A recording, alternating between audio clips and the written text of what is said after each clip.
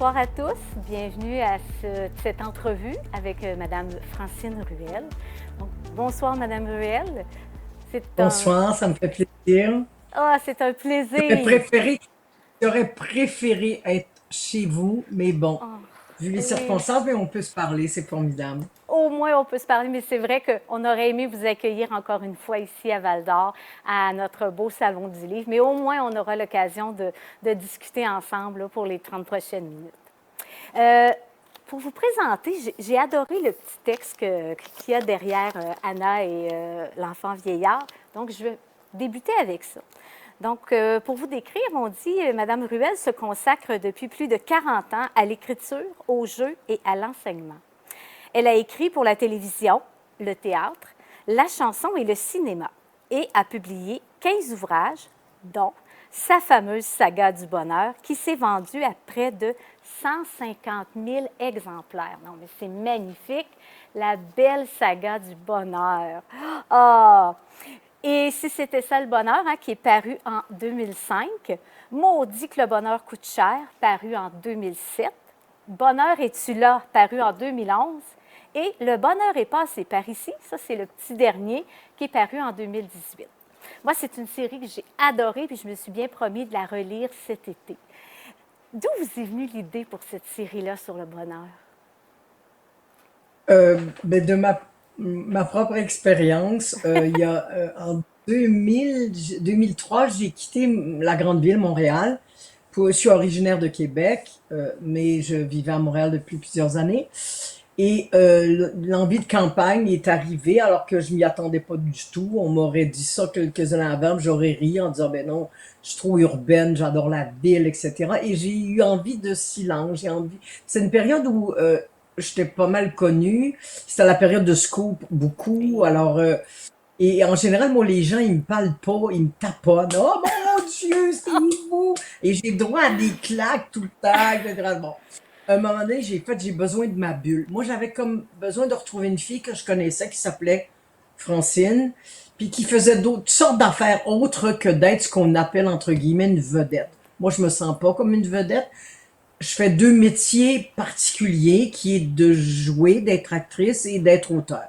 C'est tout. Mais cette espèce de statut-là, pour moi, ça m'intéresse pas et je sais pas quoi faire avec ça de toute façon. Alors, en allant à la campagne, j'ai été dans un village qui était à l'époque presque à 54% anglophone. Fait on le sait, les anglophones s'intéresseraient un peu à notre culture, ni à notre cinéma, ni à notre littérature. Il y a même du monde qui me disent, des fois des gars qui me disent, oh, c'est toi la fille là, qui écrit les petits livres. Je fais oui, c'est ça. C'est moi qui écris les petits livres. Fait que donc, de venir à la campagne, c'était ça. Puis j'ai acheté une maison trop grosse, puis effrayante, puis avec bien des travaux à faire. Puis j'ai commencé à raconter ça à mes amis. J'écrivais dans le Soleil à l'époque, ce que Stéphane Laporte fait dans la presse. Moi, j'ai fait ça dans le Soleil il y a des années, pendant plusieurs saisons. Et écoutez, au lieu que les gens soient découragés pour moi, le monde hurlait de rire. Mon éditeur a dit, ben, t'as pas envie d'aller là-dedans, t'as pas envie de raconter ça. Ben, j'ai fait, alors j'ai trouvé le personnage d'Olivia, ses amis et toute la smala de ces gens-là. Et j'avais envie de... C'était comme mon premier roman adulte. Et je me disais, qu'est-ce qui se fait en littérature autour de ça et où je peux aller rejoindre les femmes de mon âge, quoi. Bon, on savait qu'il y avait la chiclite là, pour les trentenaires, là, que bon, changer de chum n'importe quand, boire sans arrêt, faire le party, etc., briller en société. Mais je me disais, pour les femmes de 40 ans et plus, qu'est-ce qu'il y a comme littérature? Ah, y a-tu quelque chose de spécial? Et je me suis dit, tiens, j'ai envie de parler à ces femmes-là. Donc, j'ai mis Olivia au monde avec ses amis et tout. Et oui. j'ai fait un roman. Moi, j'en écrivais qu'un seul. Sauf que d'habitude, j'écris souvent des fins ouvertes. Ce qui fait que je m'en allais écrire Que retrouver aux objets perdus, mon Oui, autre roman. Puis oui. mon éditeur m'a dit, tu peux pas faire ça, là, t'as pas le droit. Moi, j'ai pas le droit. Il m'a dit, non, tu peux pas. Il y a trop de demandes, il y a trop de monde qui veulent la suite. J'ai dit, je sais, je m'en fais parler dans les salons du livre, je reçois du courrier et tout. C'était du Ah. coup à l'époque, on n'était pas au courriel. Beaucoup. Donc, ni au Messenger. Donc, je recevais beaucoup de demandes de dire qu'est-ce qui arrive avec Olivia, on veut savoir ce qui arrive à ses amis. Donc, j'ai fait le deuxième tout de suite. Mais j'ai été faire d'autres choses, puis je suis revenue avec le troisième, puis après ça, le monde m'en parlait tellement dans les Ah, salons du livre, on veut ça, on en veut un autre. Je disais, ben oui, mais alors, je me suis assise pour faire le quatrième, et c'est là que j'ai pensé faire vieillir de 20 ans mon héroïne. En disant, je peux pas reparler encore de ça. On va parler maison parce que c'est sans fin, c'est un sujet que j'adore, mais je me disais où je peux l'attraper que qu'on va on va l'avoir vu évoluer. Donc, elle commence le roman de Le bonheur est passé par ici. Elle a 70 ans, elle fête ses 70 ans, puis ça fait pas son affaire pas en tout, un peu comme moi. Et donc, voilà, je me suis ah. servi. Mais l'expression, en tout cas, tant qu'à y être, à chaque fois que je la dis, moi, c'est à vous que je pense. C'est OK. automatique. Tant qu'à y Tant être. qu'à. Il y a du monde qui ont Tant été qu'à. formidable parce que de cette série-là, il y a des gens qui venaient me voir dans les salons du livre et qui me disaient, bon, comme quelqu'un du Saguenay qui arrivait et disait, mon Dieu, je le connais, votre plombier, j'ai le même. Je disais, ben, c'est parce que moi, je demeure en Estrie, là. Fait que je pense que j'ai touché assez large pour que tous les plombiers, tous les gens qui réparent, qui font les électriciens, etc., ont à peu près le même tempérament. Et c'est toujours Oui. compliqué, ça. Mon Dieu, qui c'est qui vous a fait ça avant? Tu sais, c'est pas moi. Fait que Oui. ça marche pas, c'est pas bon, etc. Fait Oh, que fait c'est qu'on- ça. Mais c'est un vrai plaisir parce que ça fait deux que j'enregistre pour Vue et Voix. Donc, il y en a, les deux premiers Oh, sont en livre audio. wow. Oh, ça, c'est une Je belle viens de nouvelle, terminer ça. il n'y a pas longtemps le Maudit que le bonheur coûte cher. Fait que j'ai OK. comme l'impression qu'on va faire toute la série, là. C'est Ben parti pour oui. ça. Ben Donc oui. voilà. Ah! Bon, ben, je ne pouvais pas passer à côté de cette série-là. Là, je l'ai trop aimée. Mais ce soir, nous sommes là pour votre dernier livre, Anna et l'enfant vieillard. Quel livre! Ce livre, c'est un morceau de votre vie. Où est-ce que la Ouais. réalité rejoint la fiction? Où est-ce... C'est pas une autobiographie, mais... C'est pas très loin de la réalité. Sauf que j'ai fait ça avec deux. Non, c'est un récit normalement. Oui. J'aurais dû l'écrire au jeu. J'ai fait la même chose avec Ma mère est un flamant rose, où j'écrivais sur ma mère. Et je l'ai pas écrit au jeu non plus. Parce que, bon, il y a des gens qui manient le jeu très bien. Moi, j'avais envie de cette distance-là. Dans Ma mère est un flamant rose, je voulais vraiment que la vedette de ce livre, ça soit ma mère, pas moi. Donc, pour faire ça, il fallait que je m'éloigne un peu, il fallait que, sans me cacher, mais comme être un peu en retrait derrière cette femme-là, j'avais envie de... J'ai pris un éditeur qui a eu l'idée il m'a dit, t'as pas un surnom, t'avais pas un surnom quand t'étais enfant, mais je dis, c'est drôle que tu parles de ça, la seule personne qui m'a donné un surnom, c'est ma mère, et elle m'appelait Franchon. Donc, c'est Franchon, enfant, adolescente et jeune femme, adulte, qui raconte sa mère. Pour Anna et l'enfant vieillard, ben c'est Anna. Oui. Pourquoi Anna? Ben parce que j'avais envie que ça soit pas le récit de quelqu'un de connu qui vient s'épancher, se répandre sur je vis quelque chose de très terriblement difficile avec mon fils, et mon fils aussi vit des choses très difficiles. Donc j'avais besoin de raconter une histoire pour que les gens s'identifient à cette Anna-là. Et le jour, j'ai plus travaillé, ce qui était le plus long, c'était de trouver la formulation. Comment le raconter? Qui va le raconter? On sait comment quand on écrit, comment le narrateur est quelque chose d'important. C'est à lui qu'on donne tout. On fait, OK, c'est toi qui vas raconter l'histoire. Alors, il faut que ça soit quelqu'un de solide. Et je voulais pas que ça soit le jeu. Je voulais pas que ça soit que moi qui raconte, mais un personnage, dont Anna. Et Anna, j'ai trouvé cette femme-là quand je travaillais sur le sujet, j'essayais de trouver où je voulais m'en aller avec ça, et que j'ai pensé à lui donner un métier de couturière. Anna est une couturière qui réussit, qui est habile de ses mains, qui peut inventer, créer, réparer, arranger tout ce qui existe en vêtements. Mais la seule chose qu'elle peut pas réparer, c'est la vie de son fils. Et à partir de là, j'avais mon fil. C'est le cas de le dire, j'avais mon fil pour coudre et tisser cette histoire-là. Oh, oui, donc ouais, le métier d'Anna, c'était pas anodin du tout. C'était Non, c'était choisi. pas anodin du tout, c'était pour ça. Et je me cache pas derrière elle, je lui ressemble beaucoup, elle me ressemble aussi. On a des points communs, mais c'est elle qui vit ça. Et c'est, mais, regarde, je peux vous le dire parce que ça a été dans les journaux. Il y a une série qui se fait sur Anna et l'enfant vieillard, et c'est pas moi qui l'écris. Je l'ai confié à un auteur de grand talent, on peut pas en parler encore, mais un auteur de grand talent qui l'écrit. Moi, je l'ai vécu, cette histoire-là, je l'ai écrit dans ce livre-là. La série, c'est pas moi qui m'en occupe. Oh, mais il y aura une série. Oh, Ouais, c'est pas pour tout de suite, c'est pour l'automne 2022. wow! Ouais, Oh, ouais, ouais. fantastique. Oh oui. Pourquoi avoir choisi d'écrire Anna, mais à ce moment-ci de votre vie? Je Pourquoi ne sais pas, maintenant? des fois, je pense qu'il n'y a pas de hasard dans la vie, il y a Non? juste des rendez-vous, là. Oui, Il y a 2 ans, 3 ans, je suis au salon du livre de l'Estrie, dans ma région, oui. puis on m'envoie au lac Mégantic, dans une bibliothèque. Il pleut à boire debout, il y a un petit groupe d'une cinquantaine de personnes, puis je parle un peu de ma trajectoire d'auteur, d'où je suis partie, pourquoi j'ai été et comédienne et auteur, etc. Puis on parle, puis à un moment donné, je parle qu'il y avait des livres chez nous, pas énormément parce qu'on n'avait pas beaucoup d'argent, mais que moi, je suis tombée dans la lecture quand j'étais enfant, et il y a des livres partout. Il n'y a pas une pièce dans la maison où il n'y a pas de livres. Et il y a quelqu'un qui m'a dit, mon Dieu, vous avez un fils, je pense, ça. J'ai dit, oui, j'ai un enfant. Et ils ont dit, c'est incroyable, tout ce que vous y avez donné et les livres qui sont à sa portée et tout, ça doit être formidable. J'ai arrêté de respirer. J'ai eu l'impression que ça a duré une éternité. Et je l'ai dit pour la première fois de ma vie à des gens qui n'étaient pas mes proches. J'ai dit, ben, pas vraiment. Mon fils vit dans la rue. Et après, j'étais dans mon... Ben, les gens étaient gentils en disant, vous allez voir, le fond est bon, il va s'en sortir, machin, machin. Mais j'étais dans mon auto après en me disant, je l'ai dit. Je l'ai dit. Et à partir de là, moi, j'ai fait une démarche personnelle. J'ai fréquenté une psy pendant 2 ans et demi là, pour m'aider à sortir de ça. Pour reprendre des éléments de ma vie à moi. Pas me laisser entraîner dans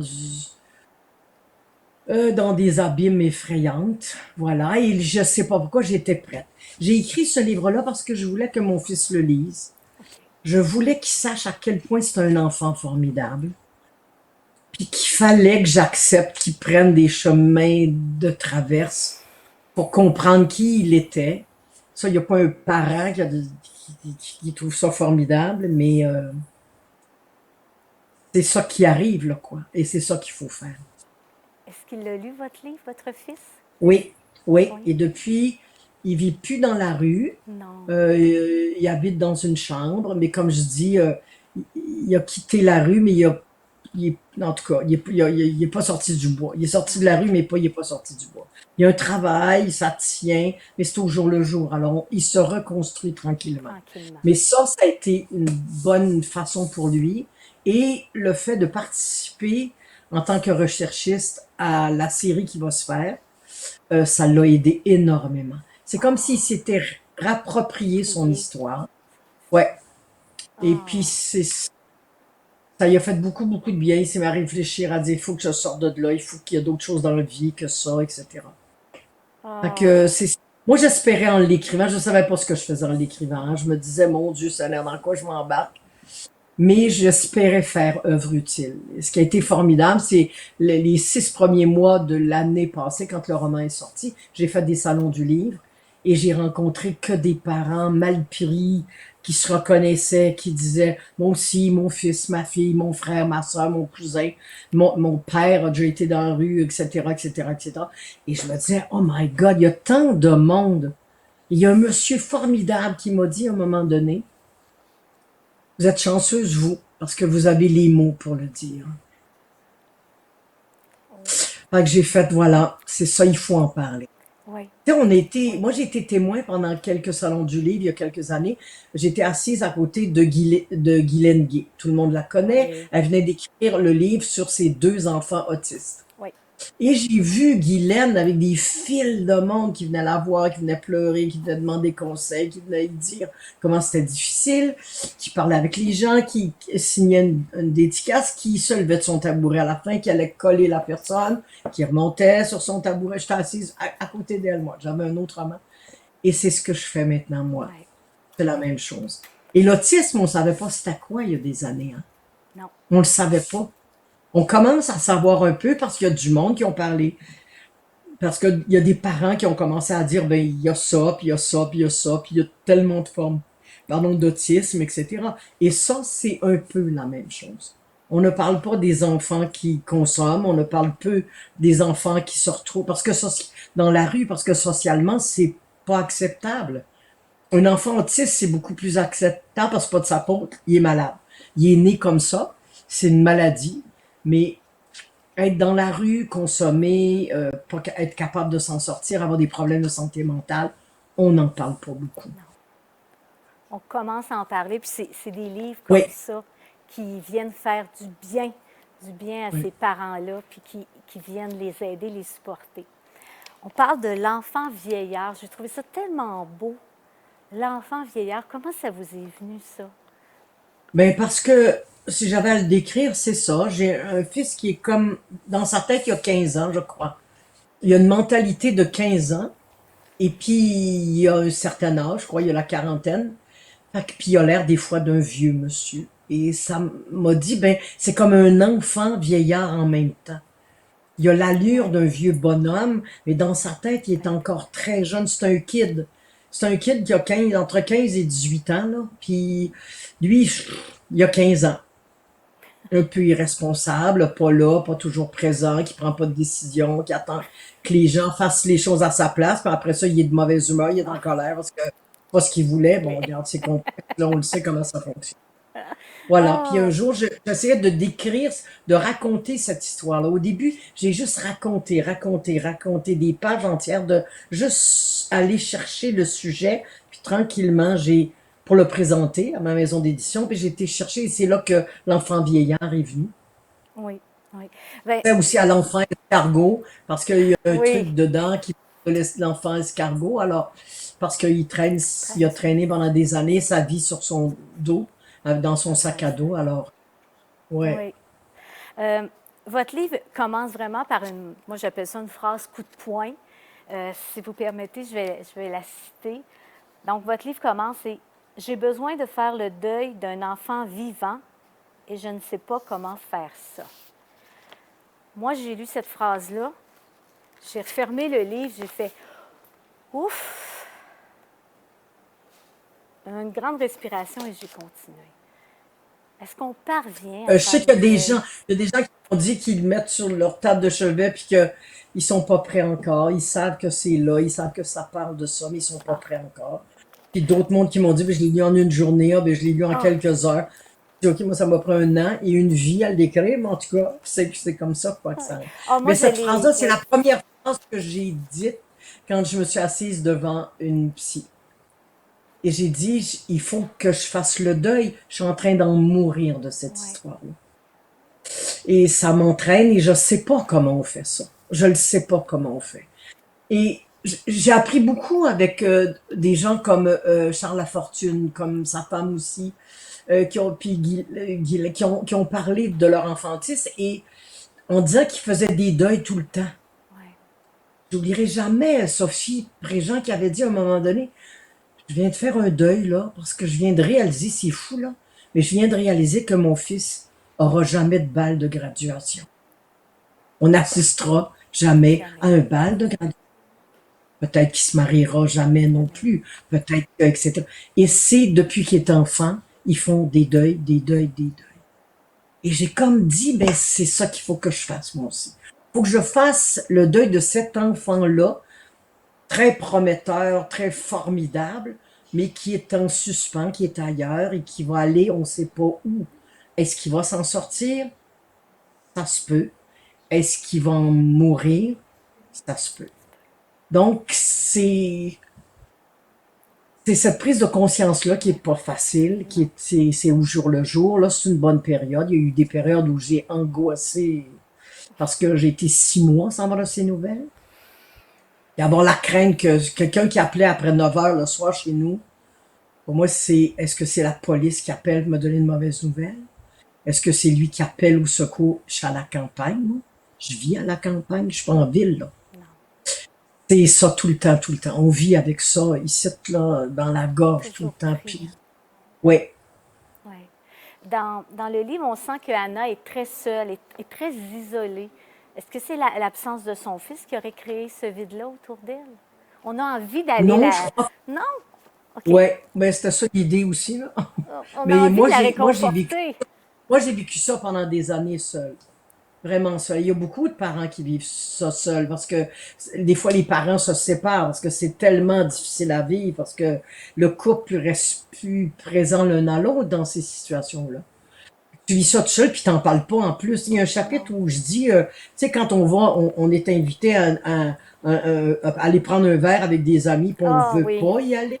On oui. ne peut pas parler, puis on sait pas. Puis les parents, comme on est niaiseux, on a toujours envie. Je l'ai fait moi-même bien avant ça, là. Oh, mon fils, oh, ma fille fait ça, elle est formidable. Tous les succès scolaires, les succès de métier, les succès, les réussites de couple d'enfants qui s'en viennent, de tout ça. Puis il y a toujours quelqu'un qui dit, ah, toi, ça, ton fils a le même âge que nos enfants, qu'est-ce qu'il devient?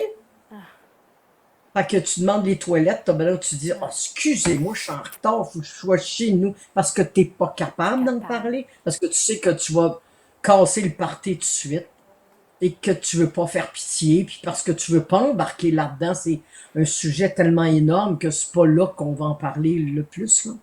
Oui, pour Alors proche. ça, c'est délicat. Et plus on va en parler, plus on va être ouvert à ça. Plus moi, j'essaie de dire à des gens des fois aussi comme, tu sais, il y a des gens qui m'ont dit, oh, vous avez changé ma façon de voir les sans-abri. Parce que moi, je donnais de l'argent, puis j'étais mal à l'aise, puis moi, je disais, non, parlez-leur. Bonjour, comment ça va aujourd'hui? Comment tu t'appelles? Fait Oui, que vous avez un prénom. Fait que quand vous allez revoir cette personne-là, femme ou homme, vous allez pouvoir l'appeler par son prénom, puis lui demander comment il va. Est-ce qu'il a faim? Il veut-tu aller manger, prendre un café? Parce oui. qu'ils sont, c'est des êtres qui sont formidables aussi. Tu Oui, sais, on pense que les gens qui sont dans la rue, on pense que c'est tous des drogués, des gens qui ont des gros problèmes de santé mentale. Moi, j'aurais des problèmes de santé mentale, je me retrouvais dans la rue. Hein? Je pense que je deviendrais un peu zinzin. Puis peut-être que je consommerais n'importe quoi pour passer à travers cette douleur-là et cette difficulté-là. Mais ces gens-là, avant, là, il y en a qui étaient des bien nantis. Il y avait tout. C'est Jean-Marie Lapointe qui dit cette phrase incroyable. Il dit que tomber dans la rue, ça se fait comme ça. Sortir de sortir la de rue, la rue. ça, c'est une autre paire de manches. Ça, c'est compliqué. Et c'est complexe. Et ça prend du temps et de la volonté et tout, quoi. C'est au jour, le jour pour voir si... C'est comme réapprendre à parler, à marcher, à manger, à être en société, à travailler. Ils ont oublié ça. Oui, il recommence à zéro. S'il n'y avait pas eu l'accident, est-ce que la vie aurait été la même? On le sait pas. On ne sait pas, hein? Oui, il aurait fallu la vivre, cette partie de vie-là. Mais c'est pas ça que la vie nous a donné, c'est l'autre partie. Parti. Fait que l'autre partie, ben, on comprend pas. Je pense que j'en ai parlé beaucoup avec des parents parce que je commence à faire beaucoup de conférences. Mais on veut le mieux pour nos enfants, on veut pas ça, là. Non. Puis on trouve des solutions pour eux et c'est pas ça qu'il faut faire. Moi, je suis une indécrottable optimiste. Moi, il y a toujours une Toujours une solution. solution. Ça ne marche pas de même, on va essayer de même. Ah, ça marche pas, on va essayer là, on va essayer ça, on va essayer ça. Il m'a trouvé des solutions tout le temps. Mais je peux pas faire ça pour mon fils. Je l'ai essayé, il est défait. Il est défait tout. Jusqu'au jour où je l'ai écrit dans le roman, je dis, j'arrête de prendre des décisions à ta place Oui, parce que c'est pas les tiennes, c'est les miennes. Ça marche pas. Le jour où tu vas vouloir que ça marche, tu vas prendre tes propres décisions. Et peut-être que ce jour-là, ça va marcher. Mais des fois, je retombe, des fois, la semaine passée, j'ai une petite rechute. Je l'ai inscrite pour qu'il se fasse vacciner parce que ça se faisait pas. Mais je me suis donné une bonne conscience en me disant, ben, j'y sauve la vie parce qu'il a besoin d'être vacciné. Il a accepté de se faire vacciner, mais il n'avait pas son rendez-vous. Là, il l'a, c'est la semaine prochaine. Mais Je me suis encore mêlée. J'aurais pas dû. Mais c'est ça qui est terrible. J'en parle dans le roman aussi quand Anna est devant sa psy et sa psy dit il faut les laisser couler. Ben oui, faut les laisser couler puis ils vont se donner un petit coup de pied dans le fond puis ils vont remonter. Mais le parent, tout ce qu'il a peur, c'est que l'enfant remonte pas. On pas. Exactement. Et on a Il eu reste dans le fond. oui, oui. On a eu des très, très beaux commentaires. Joanne dit que votre écriture est comme de la dentelle. Je trouve ça très Merci. beau. C'est beau. Angéline dit, je me suis reconnue comme mère qui ne peut pas réparer son enfant. Denise dit, votre enfant renaît par l'accouchement de votre livre. Donc, c'est une renaissance. Ah, c'est beau ça. Merci, C'est très madame. beau. Merci. C'est très beau. On me dit que plus de 20 personnes écrivent des commentaires disant être touchées par votre écriture et par votre histoire. Donc, vraiment, on va terminer l'entrevue comme ça, mais j'en aurais pris, j'aurais Mais, continué. mais je vais vous donner un scoop si Oui, vous c'est voulez. vrai, c'est vrai, c'est vrai. Oui, le Attendez, prochain. je Oui, place. Le prochain va s'appeler Le le- promeneur de chèvres. pour C'est un 2022. non, à l'automne. À l'automne? Pas Oh! d'octobre, à la mi-octobre, il va sortir.